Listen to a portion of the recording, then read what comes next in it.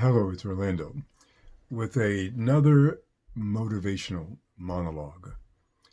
One of the things I like to think about, and I even mentioned that I've written about it, is the concept of nostalgia and going back in the past and focusing on the things that we experienced and the things that were taught to us. So consequently, the poem that I wrote is I don't live in the past, but I visit it often. And I find by doing this, I can recreate some of the moments in my past where people tried to teach me things or I was exposed to things that would ultimately shape my life because it shaped how I responded to them in the moment. And there's a lot of conversations being held among African Americans about race and when they first realized that racism was prevalent. And so they find themselves going back into those days. So I did that recently.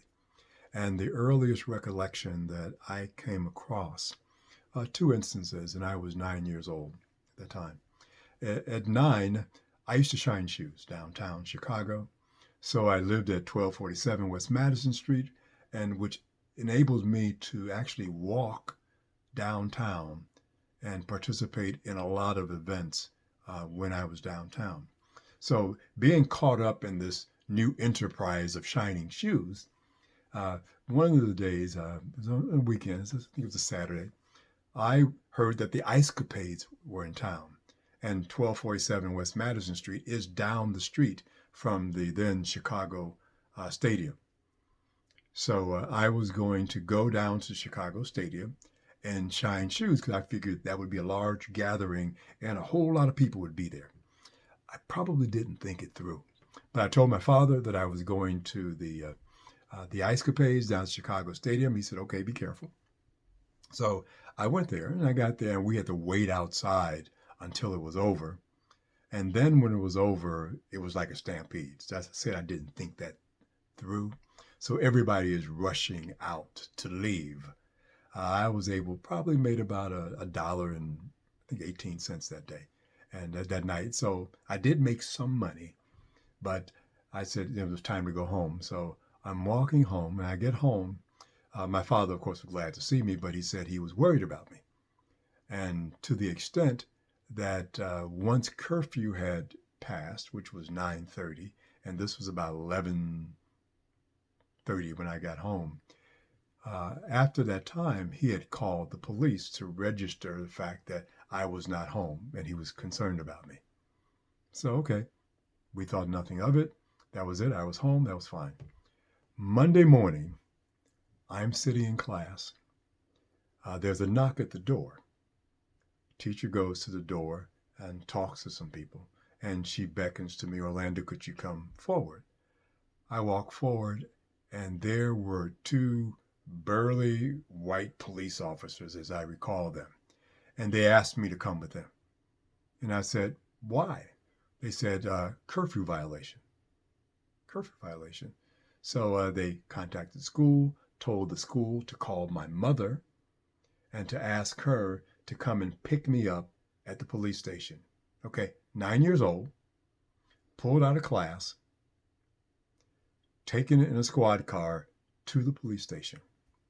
So a few minutes later, my mother shows up and she says, "Officer, what is this all about?" I said, "Well, your son violated curfew." First of all, they did not call my house to see if I was okay. They did not follow up with my father to see if everything was all right. They just went to the school Monday morning, pulled me out of class, and took me to the station. Okay, so my mother, she was, "Okay, I understand." She said, "Well, and another thing too, your son's been pulling fire alarms." Say, "I've never pulled a fire alarm in my life." He says, then he goes to a box of index cards and he pulls out a card and he starts rattling off of names. "Do you know so and so?" I said, "Yeah." "Do you know so and so?" I said, "Yeah." He said, "Well, we caught them pulling fire alarms and we asked them who else was with you, and they gave up my name." I said, "Look, these are guys I play with during the daytime, but these are not guys that I hang around with in the evenings." Well, apparently they had a file on me down at the station as someone pulling fire alarms. Okay, did not like that. And especially, once again, 9 years old, going through something like this. Second instance that comes to mind is I mentioned I shined shoes downtown, and my fourth grade teacher, reading teacher, she realized that I shined shoes downtown. So she asked me if I would bring my shoe shine box to class, and then in the front of the room, shine her shoes. And I'm thinking, there's no way I'm going to do this. And I didn't do it. But one day I was seated in class, and I probably wasn't the best student at that time, although reading is something that I really love to do now. And I am pretty much sure I loved to do it then too. But she was in front of me. Now I was in front of her, and she had her grading book in front of me. And at that time, we were on, there were 5 weeks. The semester was like 20 weeks, a succession of 4 5-week sessions. Okay, so she had her book, her grading book in front of me. So I was curious. So I flipped the page and I saw the grades for everybody in the class for the entire 20 weeks. And we're just in the first 5-week session. So I looked down and I find my name, and I saw I had a U, which is unsatisfactory, which is basically failing. And I said, oh, okay. So I went back to studying harder. We had these SRA reading things that we used to go to. I'm reading ferociously. I'm getting better and better grades on the quizzes. I'm passing the quizzes comfortably. Then the next 5-week session, I see my grade again, U.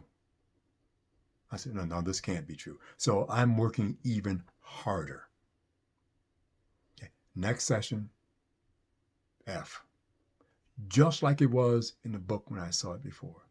And then I gave everything I had for that last 4 weeks, the last cycle, U. So because it was reading, and reading it was fundamental and one of the key courses, I had to repeat that segment of 4th grade because I failed, because I got that UUFU. And I'm thinking, is it because I didn't shine her shoes? And so I'm like frantic. So I go home. My parents are irate. They're angry. And I tell them, this is not fair. Because I wasn't looking at things from a racial standpoint. I'm looking at things from a fairness standpoint. This is not fair.